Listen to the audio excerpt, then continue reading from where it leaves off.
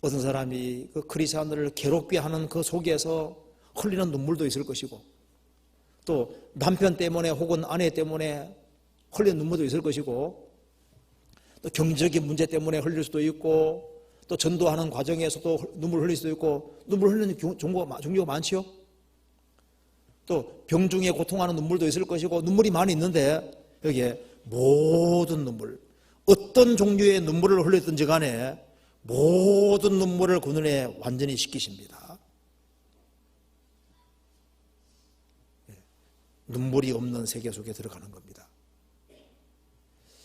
이런 얘기가 있습니다. 아프리카 밀림 속에서 일생 동안 선교사로 살아온 나이 많은 선교사가 정글 속에서 아내도 묻고 자식들도 묻고 이제 본부의 부름을 받아서 은퇴해서 고국으로 돌아오는 길이었습니다.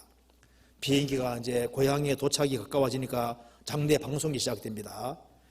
기내 귀인 여러분, 이 비행기 안에는 참으로 귀한 분이 타고 있습니다. 그분은 아프리카에서 오랫동안 수고의 땀을 흘리시고 은퇴하신 분입니다.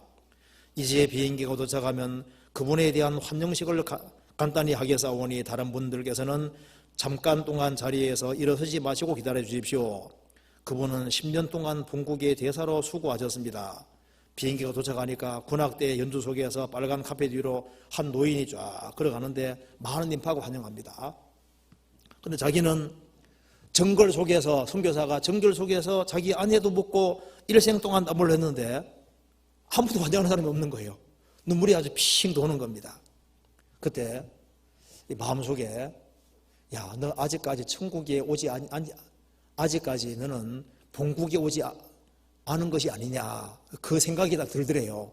그래서 야, 너가 천국에 들어오면은 내가 천군 천사동에서 환영해 주겠다는 그런 어떤 느낌 같은 것을 받았다고 하거든요. 그렇죠. 이 세상에서는 우리가 환영받지 못할 수 있습니다. 그런데 주님 앞에서는 그날 주님께서는 우리가 어떤 이유로 눈물 흘리는지를 다 아시고 눈물을 다 씻겨주십니다.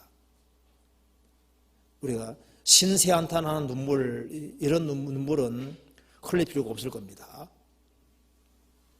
신세한탄 눈물 말고, 이런 눈물 말고, 또 그리고 이스라엘 백성들이 출애굽을 하고 난 이후에 뭐 고기 주워 먹게 해달라고 그렇게 막 떼쓰고 그러지 않습니까? 그런 육신적인 눈물 말고 신앙생활 잘하는 속에서 고난받는 그 눈물은 정말 가치 있는 겁니다. 생각해 보면은 웃음이라는 걸 누가 만드셨습니까? 하나님 만드신 거예요.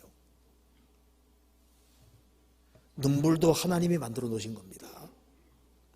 왜 눈물을 만들어 놨을까요? 이 범죄했기 때문에 눈물이라는 게 들어오게 되잖아요. 웃음이라도 하는 것도 주님 만드셨기 때문에 주님은 웃을 것이요, 그렇죠, 영원히 웃는 그 세계를 만들어 두셨습니다. 코넬리우스라는 사람이 있는데 그 D.L. 무디하고 동시대 사람입니다. 그리고 그 당시에 신앙생활 열심히 했던 사람인데 그 사람이 지은 시를 한번 읽어드리겠습니다. 지금은 아니지만 그때가 되면, 우리가 더 좋은 나라에 들어가게 되면 우리는 우리가 흘린 눈물의 의미를 알게 되리라.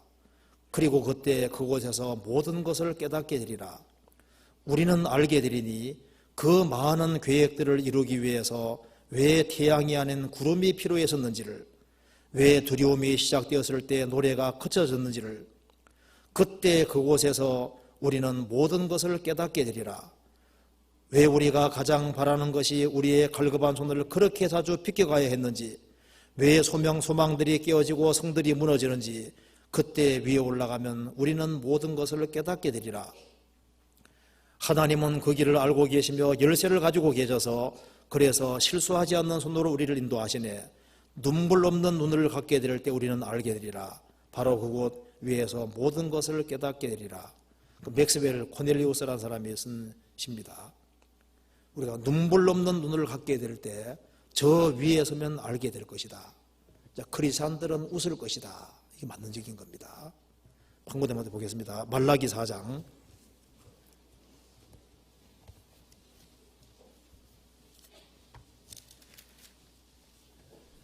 말라기 4장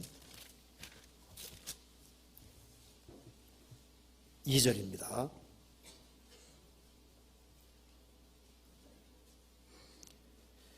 내 이름을 경외하는 너희에게는 의로운 해가 떠올라서 치료하는 광선을 발하리니 너희가 나가서 외양간에서 나온 송아지같이 뛰리라. 주님이 재림하시는 그날 의로운 해가 떠오른다는 건 주님의 재림입니다. 치료하는 광선을 발하리니 주님께서 우리 영혼몸 전체를 다 치료해 주십니다.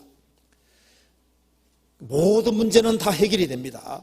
그래서 너희가 나가서 외양간에서 나온 송아지같이 펄쩍펄쩍 뛰리라.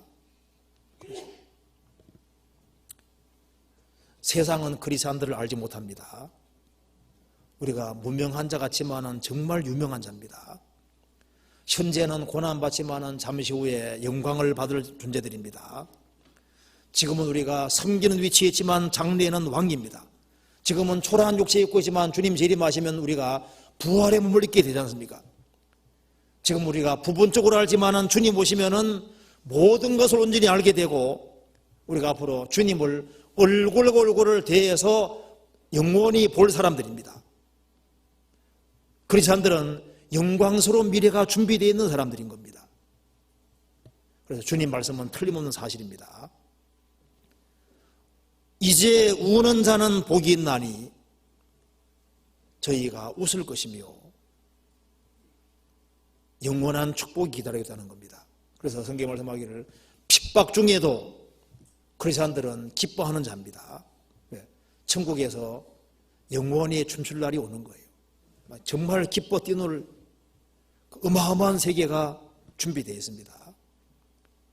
우리가 세상에서 잠깐 눈물을 흘리지만은 영원한 기쁨이 있는 겁니다. 눈물이 없는 세계, 죽음이 없는 세계가 있습니다. 그래서 우리가 해야 될 가장 중요한 일이 부모에게 효도한다. 어떻게 하는 게 효도하는 것일까요? 부모에게 영원한 기쁨을 드릴 수 있는 길이죠. 부모를 주님 품으로 인도하는 겁니다. 우리는 눈물이 없는 세계로 인도할 수 있는 그런 특권이 있는 사람들입니다. 우리가 효를 한다는 것이 어떻게 하는 걸까요? 영원한 기쁨의 세계 속에 들어갈 수 있도록 부모님의 눈물을 흘리지 않는 그 세계에 들어갈 수 있도록 만들어주면 그게 최고 효도가 될 겁니다. 우리가 구원받지 아니한 사람을 구원의 길로 인도하고 구원받은 사람을 튼튼히 세우는 그 일을 하다가 주님 앞에 서는 겁니다. 이 세상에서는 우는 자가 복이 있다. 그것이 신앙 안에서는 확실히 맞는 얘기인 겁니다. 구원받고 난 이후에도 우리는 이 세상은 우리 일터고 이 세상엔 우리가 눈물을 흘리도록 부르심 받은 겁니다. 세상에서 눈물을 많이 흘릴수록 더 좋을 겁니다. 왜냐하면 그래야만 주님이 씻겨줄 눈물이 있는 거예요. 그래서 내가 정말 주님 안에서 가치 있는 눈물을 흘리고 있는가? 내가 누굴 위해 눈물을 흘리고 있을까? 그런 걸 한번 생각을 깊이 해보고 아무 생각 없이 그냥 덜렁거리며 생각할 것이 아니라 주님 보실 때 나는 세상적인 것으로 웃고 있는가?